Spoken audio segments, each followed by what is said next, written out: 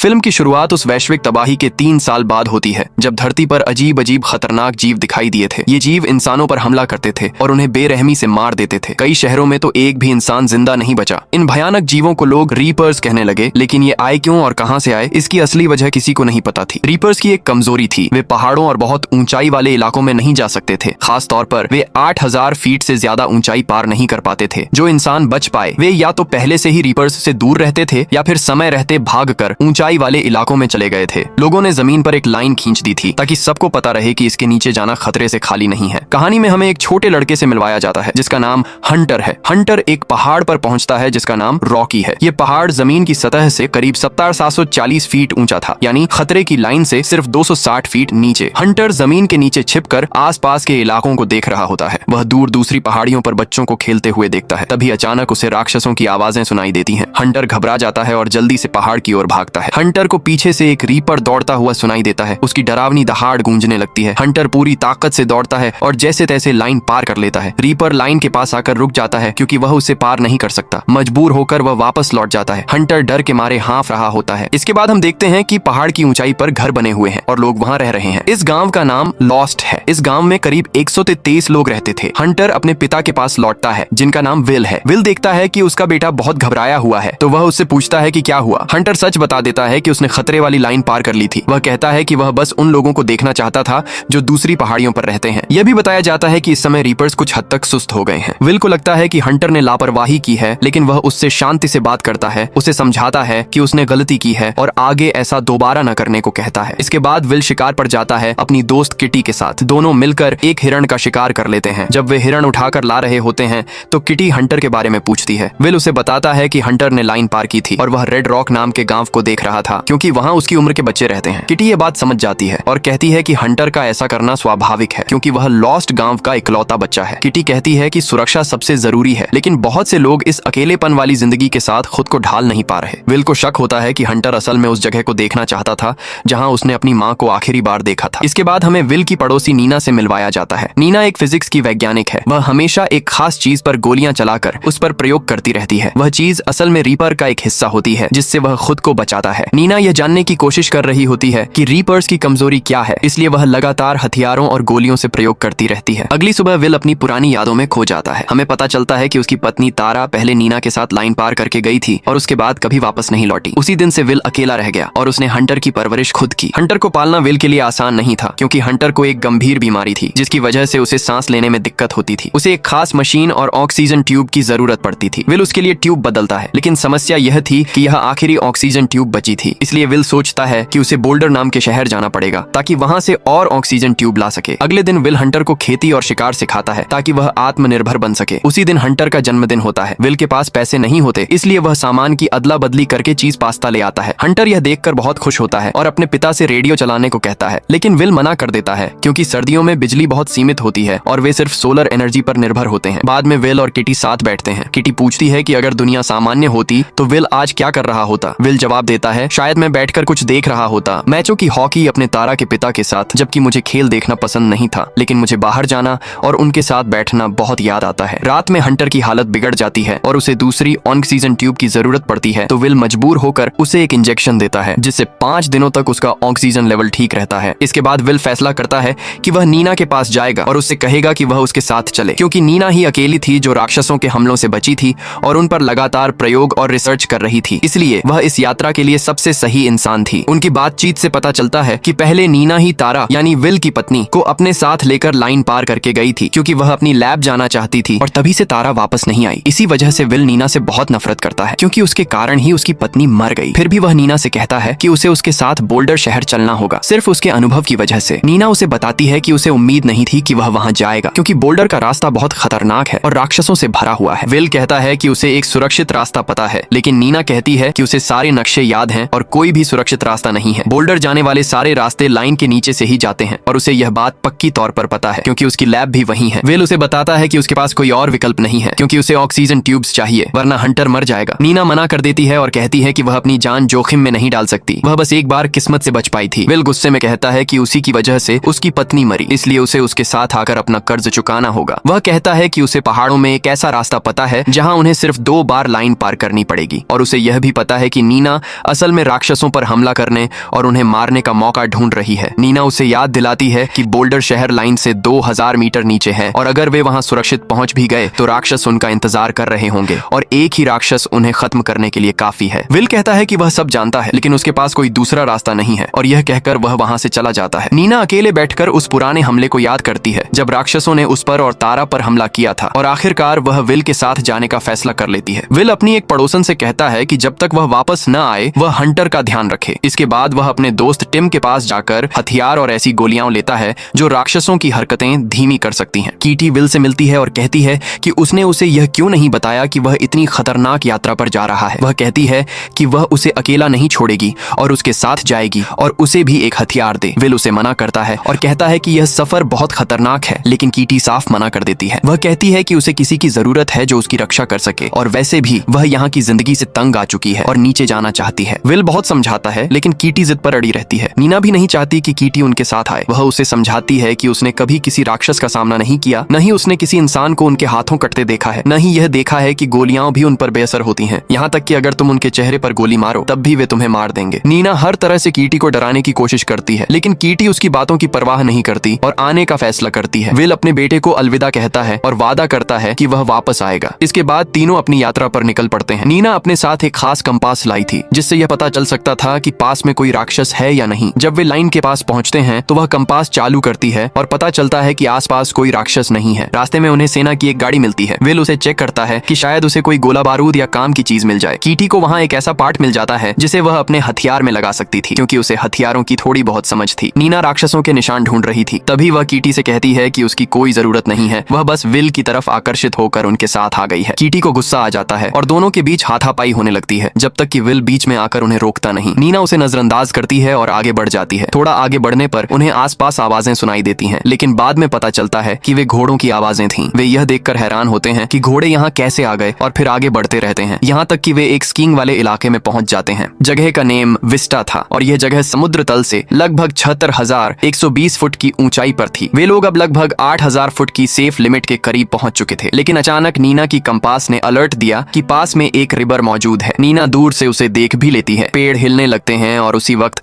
उस रिवर के शरीर से एक अजीब सा बीम निकलता हुआ दिखाई देता है। यह देखकर तीनों बहुत ज्यादा डर जाते हैं। विल सुझाव देता है कि वे लोग तेजी से भागकर लाइन क्रॉस कर लें लेकिन नीना को लगता है कि वे समय पर नहीं पहुंच पाएंगे। इसीलिए वह केबल कार यानी टेलीफेरिक का इस्तेमाल करने का प्लान बनाती है ताकि जल्दी से लाइन के ऊपर पहुंच सकें। किटी को यह प्लान बिल्कुल पसंद नहीं आता और वह दूसरी दिशा में जाने लगती है लेकिन विल नीना पर भरोसा करता है और टेलीफेरिक चालू करने चला जाता है। नीना नीचे खड़ी रहकर टाइम खरीदने की कोशिश करती है। इसी दौरान रिवर पूरी तरह सामने आने लगता है। किटी डर के मारे दूर से उस पर एक ग्रेनेड फेंक देती है लेकिन रिवर उसे हवा में ही पकड़ लेता है। अब रिवर बहुत पास आ चुका होता है। तभी विल केबल मशीन को एक्टिवेट कर देता है और खुद उस पर चढ़ जाता है। उसी वक्त किटी उस खंभे पर चढ़ने लगती है ताकि उनके साथ केबल कार पर सवार हो सके। इस दौरान नीना लगातार उस राक्षस पर गोलियां चला रही होती हैं और राक्षस केबल कार की रस्सियों को काटने की कोशिश करता है। किटी छलांग लगाकर केबल कार तक पहुंचने की कोशिश करती है लेकिन गिरने ही वाली होती है कि तभी वो उसे पकड़ लेता है। राक्षस धीरे धीरे उनके और करीब आ रहा होता है। बदकिस्मती से रस्सी टूट जाती है और तीनों लाइन के पीछे गिर जाते हैं। वे लाइन के नीचे गिर चुके होते हैं इसलिए तुरंत पूरी ताकत से दौड़ते हैं और आखिरी पल में फिर से लाइन के ऊपर पहुंच जाते हैं। रिवर लाइन पार नहीं कर पाता और वापस चला जाता है। इसके बाद उन्हें 1,800 फुट की ऊंचाई पर एक घर मिलता है जहां वे उस रात आराम करते हैं। किटी पूछती है कि आखिर इन रिवर्स को कैसे खत्म किया जा सकता है। नीना बताती है कि ये पूरी दुनिया में एक साथ अचानक आ गए थे इसलिए इंसानों को इन्हें स्टडी करने और इनकी कमजोरी समझने का मौका ही नहीं मिला। सबसे बड़ी बात ये थी कि इन्होंने सिर्फ एक महीने में धरती की 95% आबादी खत्म कर दी थी और इनका एक ही मकसद था, इंसानों को मारना। नीना कहती है कि वह खुद भी इन सब सवालों के जवाब ढूंढना चाहती है। रात में जब नीना और किटी सो जाती हैं, तो विल को अपनी पत्नी तारा की यादें आने लगती हैं। उसे वो बहस याद आती है जब तारा नीना के साथ लाइन के नीचे जाने पर अड़ी हुई थी। विल उसे समझाने की कोशिश कर रहा था कि ये कितना खतरनाक है लेकिन नीना सिर्फ एक समाधान ढूंढना चाहती थी ताकि उसका नाम मशहूर हो जाए। तारा को पूरा भरोसा था कि नीना के पास रिवर्स को खत्म करने का कोई रास्ता है। वह विल से कहती है कि 1 साल बाद वैसे भी हंटर की ऑक्सीजन ट्यूब खत्म हो जाएगी तो अगर अभी नीचे जाए या 1 साल बाद क्या फर्क पड़ता है। विल जवाब देता है कि फर्क ये है कि कम से कम 1 साल तक वह उसके साथ जिंदा रहेगी। अगली सुबह वे फिर अपनी यात्रा शुरू करते हैं और पहाड़ों के अंदर बने एक माइंस तक पहुंचते हैं। विल उन्हें प्लान समझाता है है कि उन्हें इस सुरंग से होकर दूसरी तरफ जाना है, जो 8023 फुट की ऊंचाई पर एक सेफ जोन है और बोल्डर सिटी से करीब 12 मील दूर है। वह बताता है कि सुरंग में घुसते ही वे 9वें फ्लोर से 8वें फ्लोर पर उतरेंगे और सावधान रहना होगा, क्योंकि 8वें फ्लोर से नीचे का हर हिस्सा खतरनाक है। नीना उससे सवाल करती है कि उसे कैसे यकीन है कि दूसरी तरफ ऊंचाई सही होगी। हो सकता है सुरंग घूमकर उन्हें फिर लाइन के नीचे ले जाए। विल चुप रहता है और नीना समझ जाती है कि विल सच छुपा रहा है। वह पूछती है कि वे लाइन से कितनी नीचे जाएंगे। विल बताता है कि करीब 231 फुट। नीना गुस्से में कहती है कि उसे पहले ही यह सब बता देना चाहिए था। विल कहता है कि उसकी कंपास उन्हें मदद करेगी, लेकिन नीना चौंक जाती है और कहती है कि कंपास जमीन के नीचे काम ही नहीं करती। ऊपर से रिबर्स अंधेरे में देख सकते हैं और इंसानों की सांस से निकलने वाले कार्बन डाइऑक्साइड को ट्रैक करते हैं और वे इंसानों से कहीं ज्यादा तेज होते हैं। नीना सुरंग में जाने से हिचकिचाती है, लेकिन विल कहता है कि उन्हें सिर्फ 45 सेकंड के लिए अंदर जाना है। उनके पास कोई और रास्ता नहीं होता, इसलिए वे सुरंग में घुस जाते हैं, टॉर्च जलाते हैं और आगे बढ़ते हैं। थोड़ी दूर जाने पर उन्हें एक वेल्ड किया हुआ बंद दरवाजा मिलता है, जिससे रास्ता बंद होता है। मजबूरी में उन्हें 7वें फ्लोर पर उतरना पड़ता है, जो पूरी तरह लाइन के नीचे है और वहां उन्हें करीब 900 मीटर चलना होगा। नीना और किटी दोनों डरी हुई होती हैं। विल कहता है कि या तो वे नीचे जाएं या वापस लौटें, और वह किसी भी हालत में वापस नहीं जाएगा। वह समझाता है कि दौड़ना नहीं है, क्योंकि शोर होगा और ज्यादा कार्बन डाइऑक्साइड निकलेगी, जिससे रिबर्स उन्हें जल्दी पकड़ लेंगे, इसलिए उन्हें धीरे धीरे चलना होगा। वे सीढ़ियों से नीचे उतरते हैं और थोड़ी दूर आगे बढ़ते ही पीछे से आवाज सुनाई देती है। वे रुक कर देखते हैं तो पता चलता है कि एक रिबर उनके पीछे है। इसके बाद वे ज्यादा कुछ सोचते नहीं हैं और जान बचाने के लिए पूरी ताकत से दौड़ने लगते हैं, और किटी उस पर एक ग्रेनेड फेंकती है ताकि उसे कुछ देर के लिए रोक सके। तीनों भागते रहते हैं और उस बड़े ड्रिल मशीन के पास से निकल जाते हैं। वो मशीन उस दानव को थोड़ी देर के लिए रोक देती है। मजबूरन हमारे हीरो दीवार में बनी एक छोटी सी दरार के अंदर घुस जाते हैं ताकि छुप सकें। वे सारी लाइट बंद कर देते हैं और जितना हो सके खुद को कंट्रोल करते हैं ताकि कार्बन डाइऑक्साइड कम निकले और दानव उन्हें सूंघ न सके। दानव अपनी पूंछ को सुरंग के अंदर डाल देता है और हवा को सूंघता है। तीनों बड़ी मुश्किल से अपनी सांस रोक कर बैठे रहते हैं। फिर विल एक फ्लेयर जलाता है ताकि दानव थोड़ा पीछे हटे और उन्हें सांस लेने का मौका मिले। तभी उन्हें एक छोटा सा बाहर निकलने का रास्ता दिखता है। वे वहां से निकलते हैं। किटी सबसे पहले दूसरी तरफ पहुंचती है, लेकिन बदकिस्मती से वहां पहले से एक दानव मौजूद होता है। वह किटी को मार देता है और उसकी लाश को घसीटकर दूर ले जाता है। विल पूरी तरह टूट जाता है। वह गहरे सदमे में चला जाता है। तभी उसे एक सीढ़ी दिखाई देती है। वह और नीना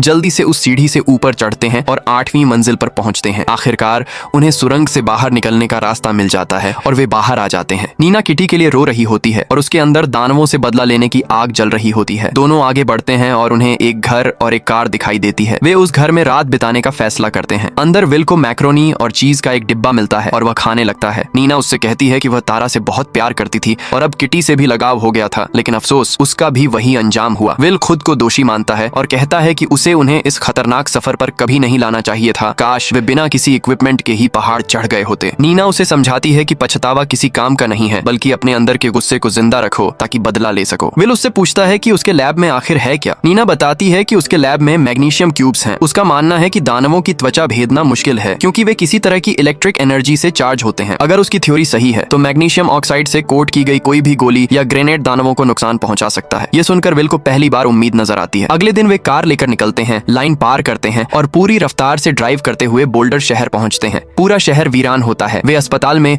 ऑक्सीजन सिलेंडर ढूंढने जाते हैं। विल काफी देर तक ढूंढता रहता है, लेकिन सिलेंडर नहीं मिलते। जब आखिरकार उसे सिलेंडर मिल जाते हैं, नीना उस पर चिल्लाती है कि जल्दी करो, दानव पास आ रहे हैं। विल बैग को सिलेंडरों से भरता है और दोनों भागने लगते हैं। तभी एक दानव दीवार के पीछे से अपने पंजों से हमला करता है और उनका रास्ता रोक देता है। मजबूरन वे ऊपर की मंजिल पर भागते हैं। दानव पीछे से अपना हाथ निकालकर विल को पकड़ लेता है। नीना को एक कुल्हाड़ी मिलती है और वह पूरी ताकत से दानव पर वार करती है। वह विल को छुड़ा लेती है और दोनों भागते हैं। नीना पूरे इलाके में धुआं फैला देती है। वे एक और कमरे में छुप जाते हैं। दानव की रोशनी धुएं के बीच कुछ सेकंड के लिए दिखती है और फिर गायब हो जाती है। अचानक दानव फिर से सामने आ जाता है और बहुत तेजी से उनकी तरफ दौड़ता है। विल ऑक्सीजन सिलेंडरों पर गोली मार देता है। एक जोरदार धमाका होता है। आग की लपटें दानव को खिड़की से बाहर फेंक देती हैं। दोनों हैरान रह जाते हैं जब देखते हैं कि दानव मर चुका है। अस्पताल से बाहर निकलते समय नीना बताती है कि उसका लैब पास ही है और वह वहां जाना चाहती है, लेकिन विल अब और जोखिम नहीं लेना चाहता। उसके पास सिलेंडर हैं और वह जल्द से जल्द हंटर के पास लौटना चाहता है। नीना समझाती है कि ये सिलेंडर सिर्फ 1 साल चलेंगे, फिर उसे दोबारा यही खतरनाक सफर करना पड़ेगा। लेकिन अगर वह कोई ऐसा हथियार बना पाई जो इन दानवों को मार सके तो पूरी दुनिया फिर से खड़ी हो सकती है। विल उसकी बातों से प्रभावित होता है और लैब जाने के लिए मान जाता है। वे कार लेकर निकलते हैं। उधर अस्पताल में मरा हुआ दानव फिर से जिंदा होने लगता है। वे लैब पहुंचते हैं जो 5860 फीट की ऊंचाई पर होता है। नीना कहती है कि उसे सिर्फ 5 मिनट चाहिए। कंपास कोई खतरे का संकेत नहीं देता। विल खिड़की खिड़की पर पहरा देता है। तभी उसकी नजर टेबल पर रखी नीना की फोटो पर पड़ती है। उसे पता चलता है कि नीना की भी कभी फैमिली थी। जब विल उससे उसके परिवार के बारे में पूछता है तो नीना खुद को संभाल नहीं पाती। फोटो देखकर वह टूट जाती है और रोते हुए बताती है कि जिस दिन दानव आए थे उसी दिन उसका पूरा परिवार मारा गया था और वही अकेली बची थी। नीना कहती है, राक्षसों के दिन मैं यहीं लैब में थी, लेकिन मेरा परिवार फुटबॉल मैच देख रहा था। सबसे ज्यादा तकलीफ इस बात की है कि मैं उनसे अलविदा भी नहीं कह पाई। यकीनन तुम्हें भी वही एहसास हुआ होगा जब तारा को खोया था और वो मेरी वजह से खतरे में पड़ी। विल उसे जवाब देता है, जो मेरी पत्नी के साथ हुआ उसके लिए मैं अब तुम्हें दोष नहीं देता। इसके बाद नीना वो मैग्नीशियम ऑक्साइड वाला कंपाउंड निकालती है जिसकी उसे जरूरत थी। वो उससे गोलियां कोट करती है और उस हिस्से पर फायर करती है जिससे राक्षस खुद को बचाता है, लेकिन बदकिस्मती से ये एक्सपेरिमेंट फेल हो जाता है। फिर भी नीना हार नहीं मानती। वो अपने प्रयोग जारी रखना चाहती है और विल से कहती है कि वो चला जाए, वो अकेले ही काम पूरा करेगी। विल उसे अकेला छोड़ना नहीं चाहता, लेकिन नीना अड़ी रहती है। वो कहती है, मैं यहाँ से नहीं जाऊंगी, या तो सफल होंगी या राक्षस मुझे मार देंगे। मेरी गाड़ी अभी भी गैरेज में है, अगर मैं कामयाब हो गई तो बाद में खुद ही लास्ट गांव लौट जाऊंगी। विल उसे साथ चलने के लिए मना नहीं पाता और वो ज्यादा देर लाइन के नीचे भी नहीं रुकना चाहता क्योंकि उसे हंटर के पास वापस जाना है। मजबूरन वो गाड़ी लेकर तेजी से निकल जाता है। इधर नीना दोबारा ट्राई करती है, फिर गोली चलाती है, लेकिन फिर भी कोई असर नहीं होता। उसे पता ही नहीं चलता कि कंपास हिलने लगा है। तभी उसे राक्षस की आवाज सुनाई देती है। वो घबरा जाती है। वो फैसला करती है कि तीसरी गोली सीधे उसी पर चलाएगी। वहीं दूसरी तरफ वॉल की गाड़ी का टायर अचानक पंचर हो जाता है और उसकी कार पलट जाती है। कुछ देर बाद उसे होश आता है और वो ठीक होता है। तभी उसे भी राक्षस की करीब आती हुई आवाज सुनाई देती है। वो जल्दी जल्दी अपना सामान समेटता है और जंगल की तरफ भागने लगता है। राक्षस उसके पीछे पीछे दौड़ने लगता है